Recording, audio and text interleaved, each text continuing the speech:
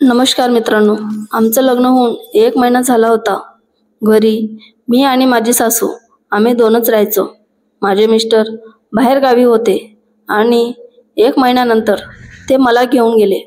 घरी आता माझी सासू राहायची. माझी सासू शेतात काम करायची आणि आम्ही दोघे शहरात राहायचो. आमचे 5-6 महिने मस्त गेले. नंतर माझ्या मिस्टरांना पिण्याची सवय लागली आणि मग आम्ही गावी राहायला चालले गेलो. गावातल्या जमीनदाराची नजर माझ्याकडे होती. तर मित्रांनो, त्याने माझ्यासोबत काय केलं हे ऐकण्याआधी प्लीज तुम्ही माझ्या चॅनलला सबस्क्राईब करून घ्या. तर मित्रांनो, माझे मिस्टर दुसऱ्यांच्या शेतात कामाला जायचे आणि माझी सासू नेहमी एका जमीनदाराच्या शेतात कामाला जायची. त्याच्याकडे खूप जमीन होती आणि त्याच्या शेताजवळ आमचंही शेत होतं. मी घरीच राहायचे. मी बघायमध्ये खूप सुंदर होती, खूप गोरी होती. माझे लांबलचक केस होते. केसांची वेणी माझ्या कमरेपर्यंत पोहोचायची. एके दिवशी आमच्या शेताचं काम चालू होतं. मी माझ्या सासूला बोलू लागले की आई, मला पण यायचं आहे. तर ते बोलू लागले, नाही, तू घरीच राहा. मी हट्ट केला, आपलं घरचं शेत आहे ना, तर मी येते. तर माझी सासू बोलू लागली, ठीक आहे. मग सकाळी 9 वाजेला माझी सासू शेतात बायांना घेऊन निघून गेली. माझे मिस्टरही दुसऱ्यांच्या शेतात गेले आणि मग मी टिफिन घेऊन 10:30 वाजेला निघाले. माझ्या सासूने मला सांगितलं होतं की येताना सांभाळून ये.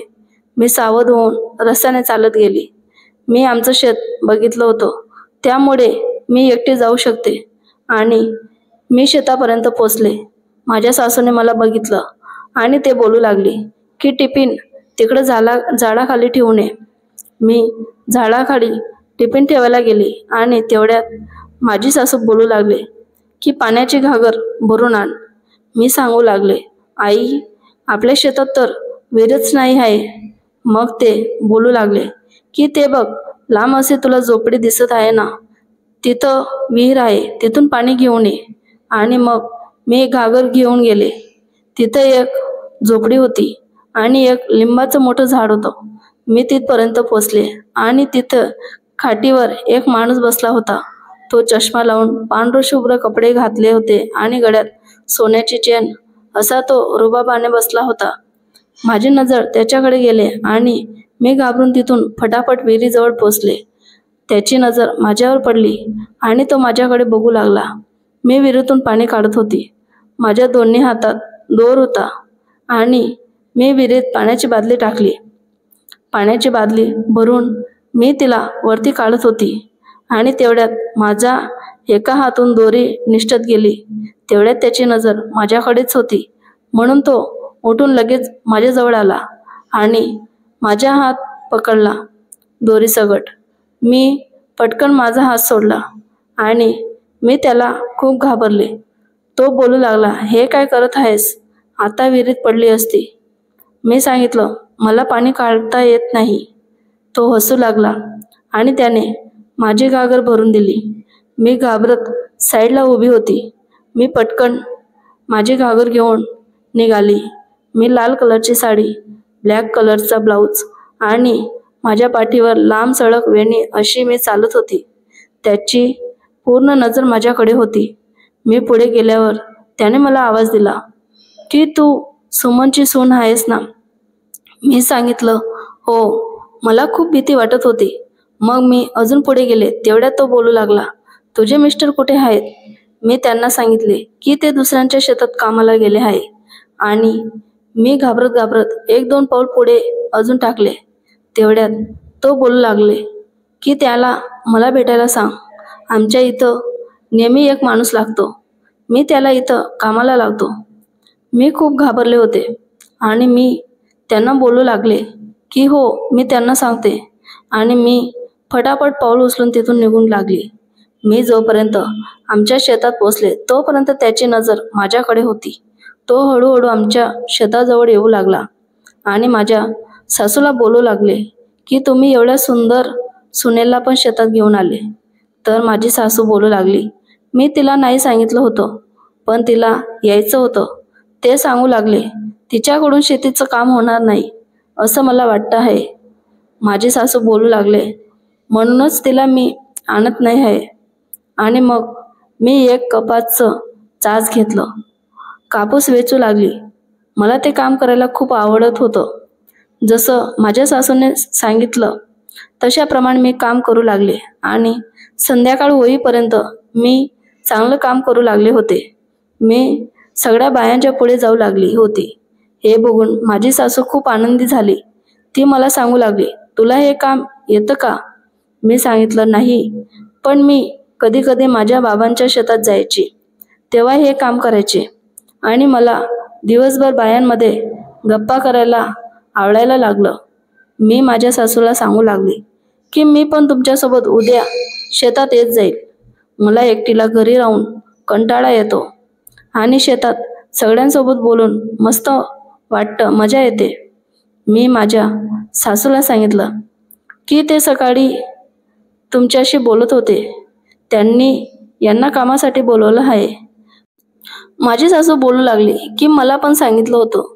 मी त्यांना बोलू लागले, ते कोण होते? तर ते सांगू लागले की तू आपल्या शेतात मधून चारी बाजूला नजर टाक. हे सगळं जिथपर्यंत तुझी नजर जाईल तिथपर्यंत त्यांची शेती आहे. मी हे बघून खूप आश्चर्य झाले. एवढी मोठी शेती? मी माझ्या सासूला बोलले, एवढी सगळी शेतीला किती माणसं लागत असतील? तर माझी सासू सांगू लागली, हो, त्यांच्या इथं 12ही महिना काम चालू राहतं आणि मी इथं रोजच्या 40 ते 50 बाया कामासाठी घेऊन येते. मला खूप आश्चर्य वाटू लागलं की एवढी सगळी शेती. मी घरी गेल्यानंतर रात्री सगळं आवरून झोपले आणि माझ्या डोळ्यासमोर त्याचं बोलणं आणि त्याने माझ्या हाताला हात लावला ते सगळं मला आठवू लागलं. दुसऱ्या दिवशी मला त्यांच्या शेतात जायचं होतं. मी माझ्या सासूसोबत सकाळीच निघून गेले 9 वाजेला. मग आम्ही गेल्यावर जेवायला बसलो आणि तेवढ्यात त्याची गाडी आली. मी खूप घाबरत होती. माझ्या हातून घास पडू लागले आणि त्यांनीही माझ्याकडे बघितलं आणि समोर येऊन बसले. मी पटकन उठून हात धुवून घेतला आणि झाडाच्या मागे जाऊन बसले. माझी सासू बोलू लागली, काय ग, इथं का बसली? चल. मी माझ्या सासूला बोलू लागले, मला त्यांना बघून खूप भीती वाटते. माझी सासू बोलू लागली, ते पण माणूसच आहेत आणि ते चांगले आहेत. पण माझ्या मनातून भीती जात नव्हती. आणि मग आम्ही कामाला लागलो. तेवढ्यात ते आमच्या मागे येऊ लागले आणि शेतामध्ये फिरू लागले. ते परत माझ्यासमोर येऊन उभे राहिले. मला समजलं की यांच्या मनात काहीतरी आहे. मी 2-3 दिवसापर्यंत घाबरत होती. मग हळूहळू ते बोलू लागले आणि माझ्या मनातली भीती नाहीशी होत गेली आणि मी सगळ्यांसोबत मन मोकळं बोलू लागले, हसू लागले.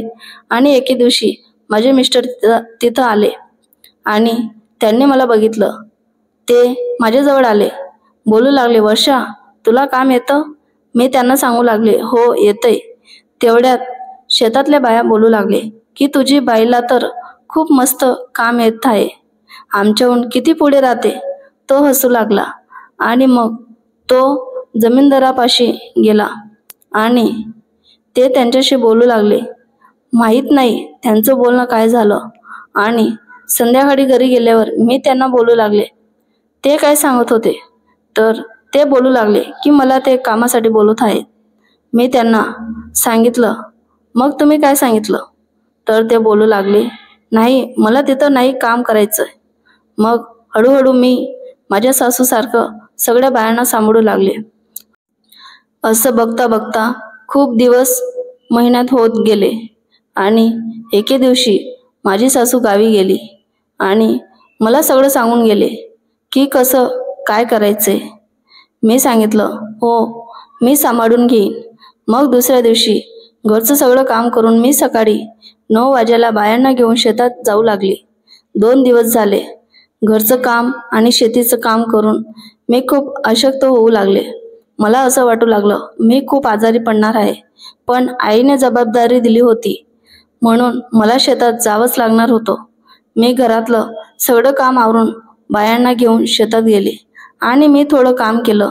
तेवढ्यात मला चक्कर येऊ लागली आणि मी जमिनीवर पडली. तेवढ्यात जमीनदाराने मला बघितलं. त्याची नजर माझ्याकडेच होती आणि तो पटकन तिथं आला. तेवढ्यात शेतातली सगळी बाया माझ्याजवळ आजूबाजूला गोळा झाली होती आणि तो आल्यावर सगळे साईडला झाले. त्याने सांगितलं, तिला चक्कर आले असतील, तिला थोडं हवेत आणि सावलीत घ्या. मग इथले सगळे बाया मला ओढू लागले, पण मला कुठलीही शुद्ध नव्हती. आणि मग त्याने तिथं शेतात डॉक्टरला बोलवलं आणि त्याने माझा एक हात पकडला आणि एका दुसऱ्या मावशीला सांगितलं. ते दोघी पकडून मला झोपडीत घेऊन गेले आणि त्यांनी झोपडीत एक खाट होती, त्यावर मला टाकलं, पंखा चालू केला आणि मग तिथे तेवढ्यात डॉक्टर आला.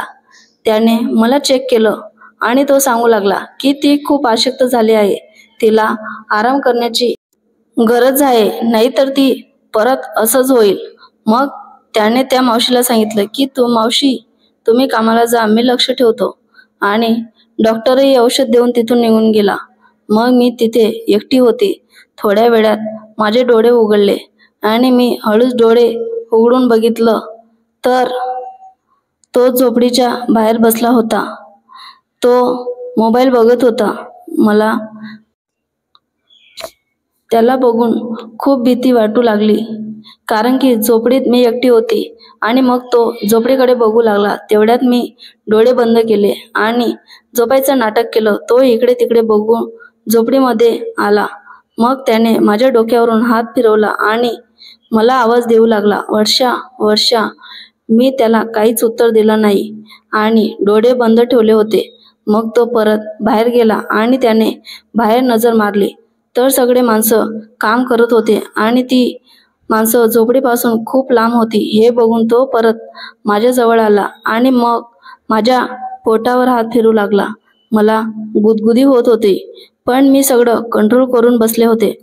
मला खूप आश्चर्य वाटत होतं, एवढा मोठा जमीनदार असून तो माझ्या प्रेमात पडला की काय. आणि मला समजलं होतं की तो आता माझ्यासोबत काय करणार होता. त्याची नजर माझ्यावर आधीपासूनच होती. त्याला ही संधी सोडायची नसेल म्हणून तो हे सगळं करत होता.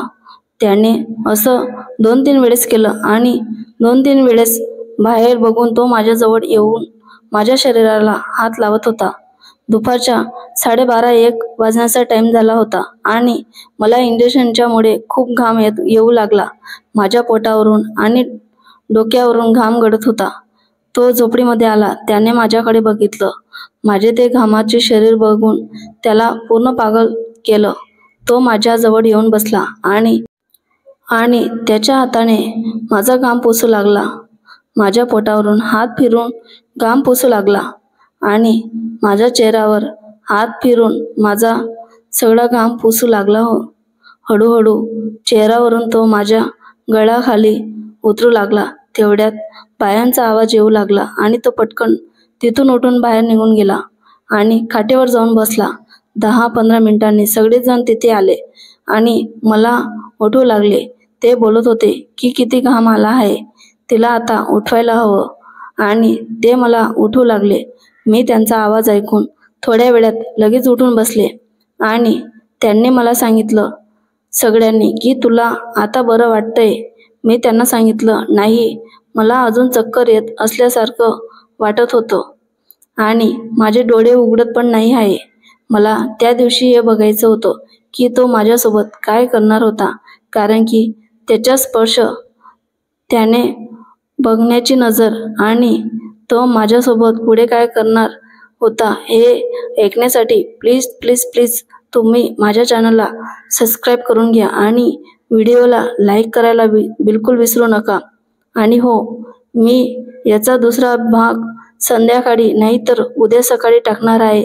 तर मित्रांनो, तुम्ही तो बघायला बिलकुल पण विसरू नका. मी त्या दिवशी कसं झोपण्याचं नाटक केलं, त्याने त्या दिवशी माझ्यासोबत कसं खपाखप केलं होतं, आपण पुढच्या भागात नक्की ऐकूया. आणि हो, पुढच्या भागात ऐकायला बिलकुल पण विसरू नका. तुम्हालाही खूप मजा येईल, त्यासाठी सांगत आहे. चॅनलला पटकन सबस्क्राईब करून घ्या. भेटूया पुढच्या भागात.